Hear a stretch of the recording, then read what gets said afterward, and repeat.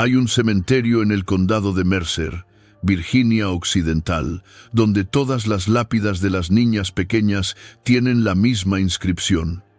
No nombre, solo fechas. Y debajo una sola palabra tallada en piedra gastada: silencio. Los lugareños no hablan de ello. Si presionas, cambian de tema. Si insistes, te miran como si acabaras de profanar algo sagrado. Porque en ese condado hay una verdad que todos conocen, pero nadie pronuncia. Durante casi 200 años, cada hija nacida en la línea Mercer llegó al mundo sin voz, sin cuerdas vocales, sin la capacidad de gritar, llorar o susurrar. Y nadie, ni un médico, ni un sacerdote, ni un anciano del pueblo pudo explicar por qué, hasta que una niña rompió el silencio. Y cuando lo hizo, toda la familia deseó que nunca hubiera aprendido a hablar. Hola a todos. Antes de comenzar, asegúrense de darle like y suscribirse al canal y dejar un comentario con desde dónde están viendo y a qué hora están viendo. De esa manera, YouTube seguirá mostrándoles historias como esta. Esta es la historia de la maldición Mercer, una línea de sangre marcada por el silencio. Una familia perseguida por algo que hicieron hace generaciones, algo tan terrible que la naturaleza misma decidió castigar a sus hijas. Durante décadas, los Mercer vivieron con esta realidad. Las niñas nacían mudas, crecían en silencio, se casaban en silencio, morían en silencio, y la familia lo aceptó como el precio de su apellido. Pero en 1973 nació una niña llamada Vera Mercer. Y cuando cumplió 7 años, en medio de la noche, en una casa donde ninguna mujer había hablado jamás, Vera Mercer abrió la boca y pronunció su primera palabra. No fue mamá, no fue ayuda, fue un nombre. El nombre de un hombre que había muerto 150 años antes. Y ese nombre destrozó todo lo que la familia había tratado de enterrar. Esto no es folclore, no es leyenda urbana. Esto viene de registros médicos, testimonios judiciales, entrevistas con sobrevivientes y documentos que la familia Mercer intentó destruir 3 veces. Esto es lo que sucede cuando una maldición no es solo superstición, cuando es registro público, cuando es genético, cuando es real. La línea Mercer comenzó con un hombre llamado Josiah Mercer, quien llegó a Virginia Occidental en 1798 con nada más que un rifle, una Biblia y una reputación que lo precedía como una sombra. Los registros del condado lo describen como comerciante, pero esa es una palabra educada para lo que realmente hacía. Josiah Mercer traficaba en silencio. Compraba personas esclavizadas, las transportaba por las montañas y las vendía a plantaciones en Kentucky y Tennessee. Pero Josiah tenía un método particular, un método que lo hacía más rentable que cualquier otro comerciante en la región. Cortaba las cuerdas vocales de las mujeres antes de venderlas. Usaba un cuchillo calentado al fuego, sin anestesia, sin testigos. Lo hacía en un granero en su propiedad, un edificio que más tarde sería quemado 3 veces por razones que nadie quiso documentar. Josiah creía que las mujeres silenciosas valían más. No podían gritar, no podían suplicar, no podían testificar. Y tenía razón. Sus mercancías se vendían por el doble del precio de mercado.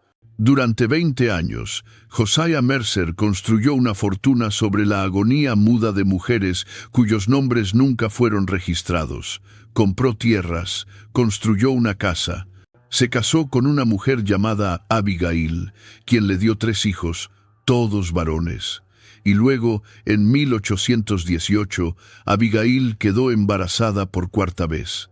Los registros médicos de la época, escritos por un médico llamado Dr. Silas Kern, documentan lo que sucedió después. Abigail dio a luz a una niña. La niña estaba perfectamente formada, rosada, saludable. Pero cuando el doctor intentó escuchar su llanto, no hubo sonido. Revisó su garganta. Nada obstruía las vías respiratorias, pero las cuerdas vocales simplemente no estaban allí. Como si nunca hubieran sido diseñadas para existir. El doctor Kern escribió en sus notas: «Es como si Dios hubiera tomado un cuchillo y hecho a esta criatura tal como el Padre hace a sus víctimas». Josiah nombró a la niña Mercy, misericordia. La ironía no se le escapó a nadie. Mercy Mercer vivió 16 años en silencio total. Nunca lloró cuando se lastimaba, nunca rió cuando jugaba, nunca gritó cuando, a los 14 años, fue atacada por un hombre en el pueblo que pensó que su silencio significaba consentimiento. Fue encontrada 3 días después, viva pero destrozada, incapaz de contar lo que había sucedido. Murió 2 años más tarde de fiebre. Su lápida simplemente dice Mercy Mercer, 1818 a 1834, silencio, y luego Josiah tuvo otra hija, y otra, 5 hijas en total, todas mudas, todas enterradas antes de los 20 años. Y Josiah Mercer, el hombre que había robado la voz de tantas, observó cómo la naturaleza le devolvía el mismo horror a su propia sangre.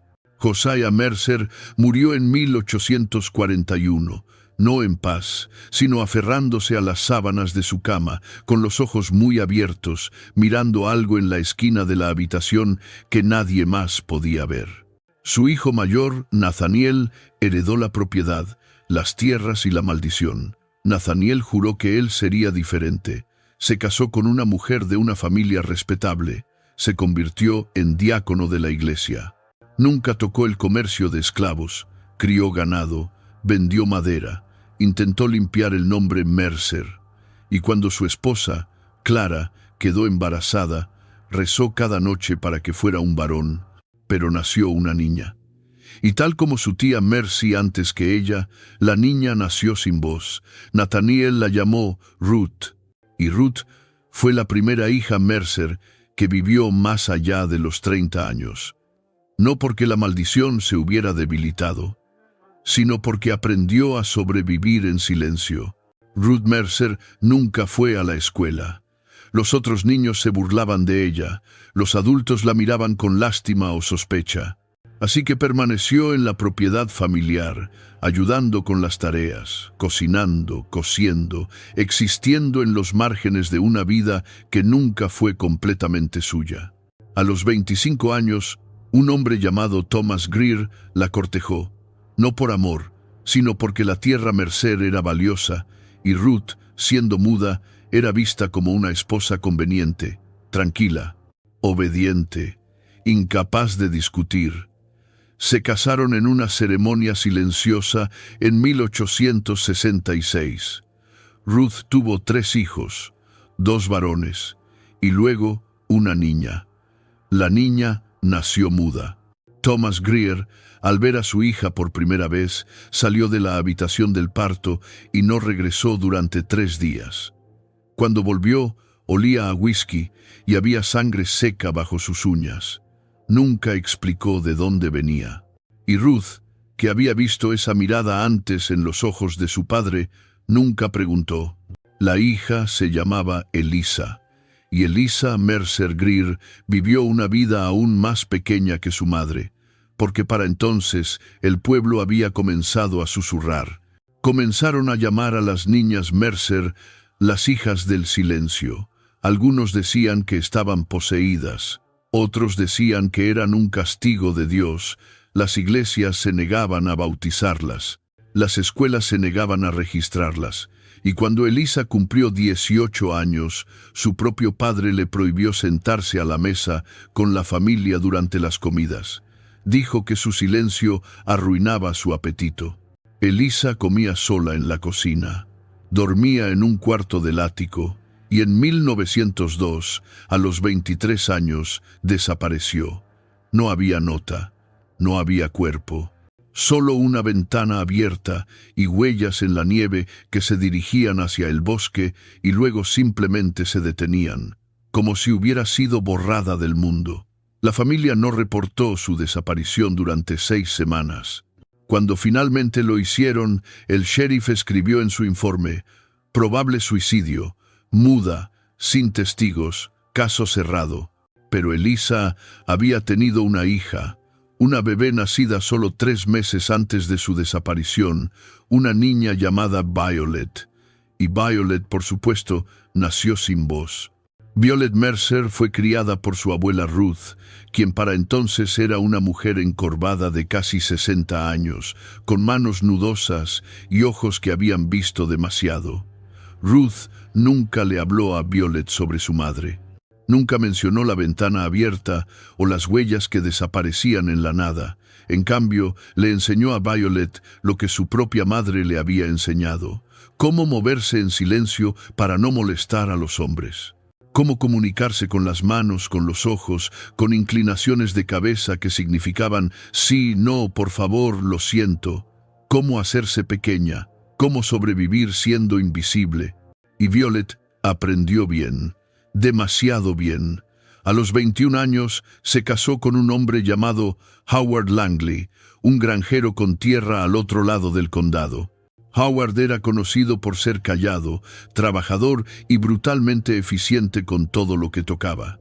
Violet pensó que eso significaba que serían compatibles. Estaba equivocada.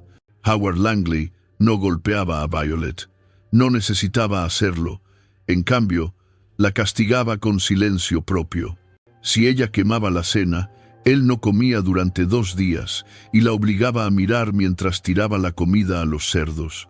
Si ella tardaba demasiado en terminar una tarea, cerraba la puerta de la casa con llave y la dejaba dormir en el granero. Y cuando Violet quedó embarazada, Howard dejó muy claro lo que esperaba: un hijo, un varón, algo que pudiera hablar, trabajar, llevar su apellido con voz. Pero en 1927, Violet dio a luz a una niña, y la niña, por supuesto, nació muda. Howard salió de la habitación sin mirar a su hija. No regresó durante una semana. Cuando volvió, le dijo a Violet que la niña no sería registrada con su apellido. Sería una Mercer, como todas las malditas antes que ella. Y así fue. La niña fue nombrada Clara Mercer, sin segundo apellido, sin padre en el certificado de nacimiento, solo otra hija del silencio. Clara creció en esa granja, viendo a su madre encogerse cada año un poco más, viendo a su padre tratar a ambas como herramientas que había comprado pero nunca quiso. A los 12 años, Clara comenzó a tener pesadillas. Siempre la misma, una mujer de pie en el borde del bosque, con la boca abierta en un grito silencioso, señalando hacia la casa. Clara se despertaba empapada en sudor, incapaz de gritar, incapaz de llamar a su madre. Solo podía quedarse allí en la oscuridad, escuchando el sonido de su propio corazón latiendo contra sus costillas como algo tratando de escapar. Y entonces, una noche, cuando Clara tenía 14 años, escuchó a su padre y a un grupo de hombres hablando en el porche delantero.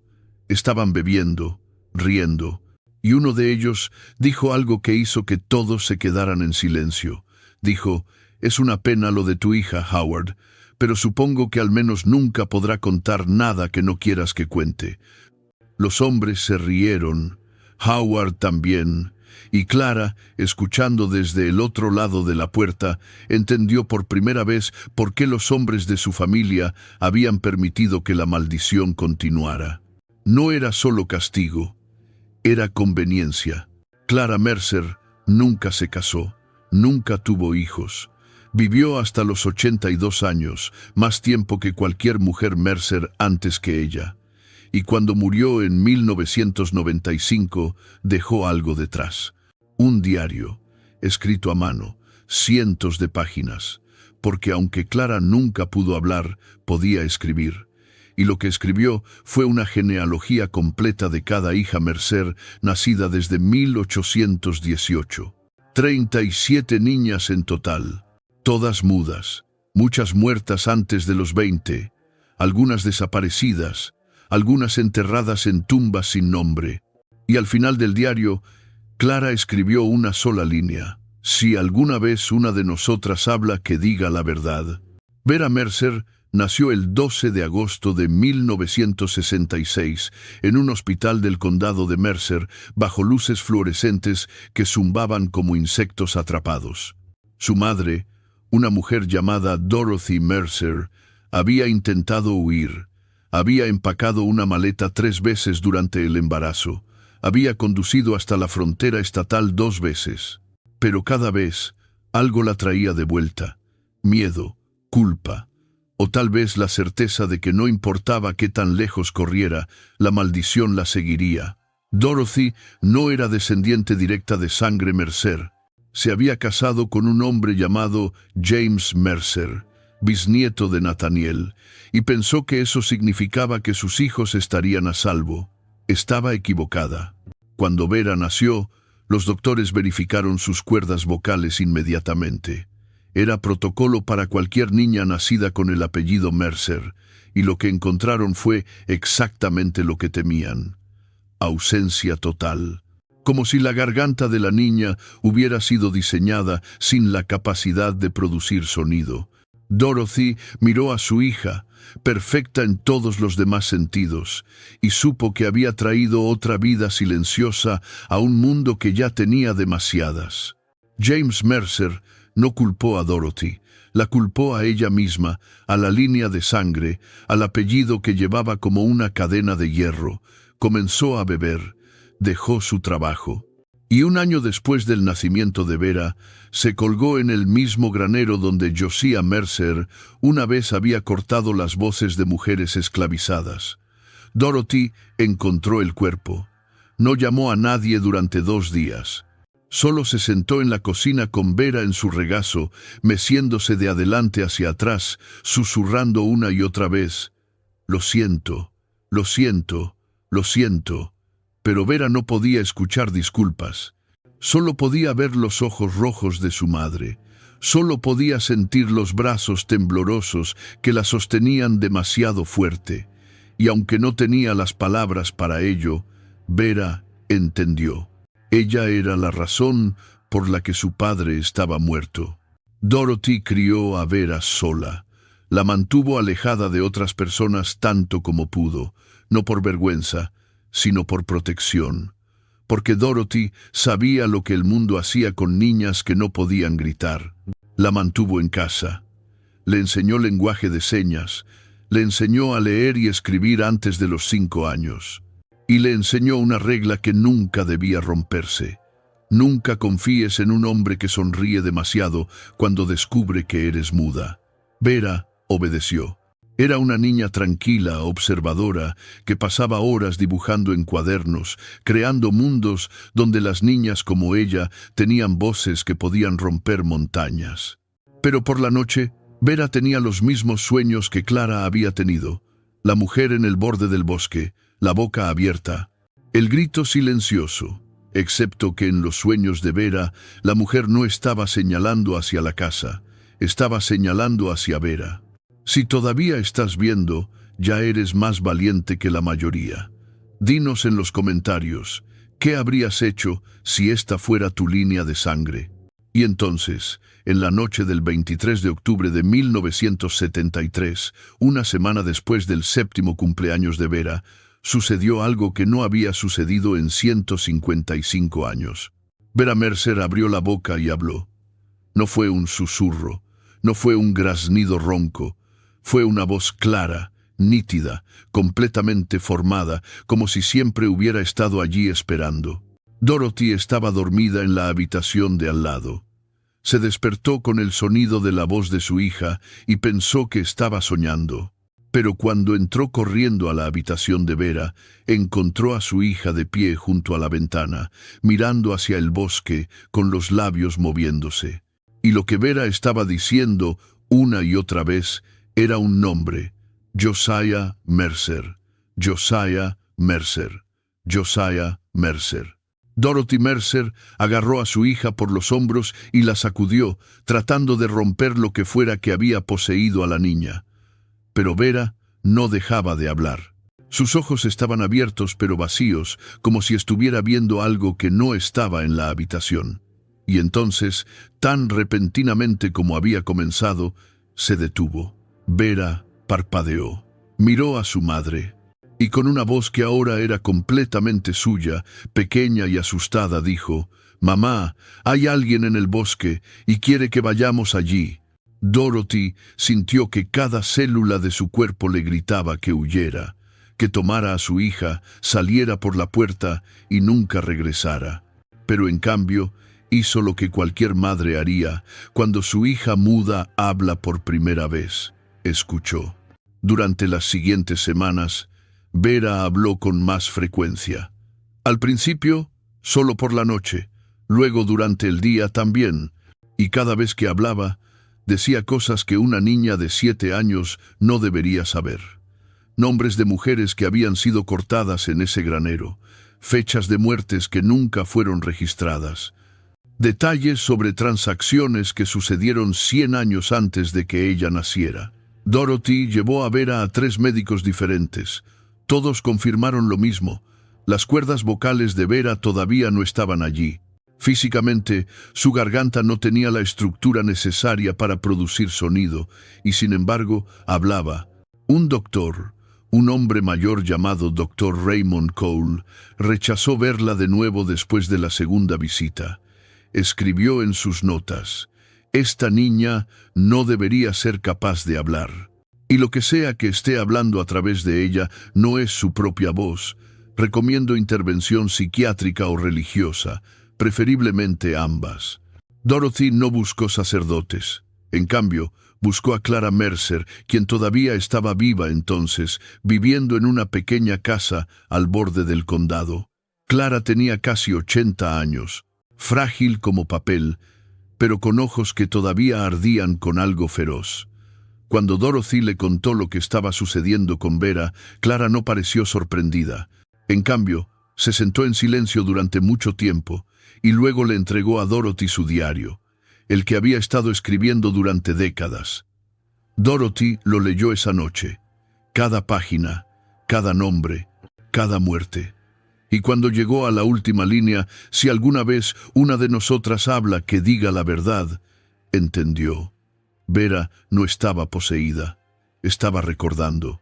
Cada hija Mercer nacida muda había llevado consigo la memoria de las que vinieron antes. Memoria genética, trauma transmitido a través de la sangre. Y Vera, la primera en romper el silencio, ahora tenía acceso a todas ellas. Dorothy regresó a la casa esa noche y encontró a Vera sentada en la mesa de la cocina, dibujando. Pero no estaba dibujando las cosas habituales, estaba dibujando un mapa del bosque detrás de su casa. Y en el centro del mapa había marcado un lugar con una X.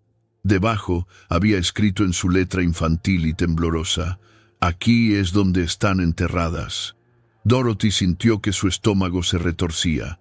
Tomó el mapa, tomó una linterna, y aunque cada instinto le decía que no lo hiciera, caminó hacia el bosque con Vera siguiéndola. Caminaron durante 20 minutos, guiándose por el mapa, hasta que llegaron a un claro que Dorothy nunca había visto antes. Y allí, medio ocultos por años de hojas caídas y maleza, estaban los restos de lápidas, docenas de ellas, pequeñas, desgastadas, algunas sin nombres, otras con solo fechas, y todas marcadas con la misma palabra: silencio. Vera se arrodilló frente a una de las lápidas. Pasó sus pequeños dedos sobre las letras talladas.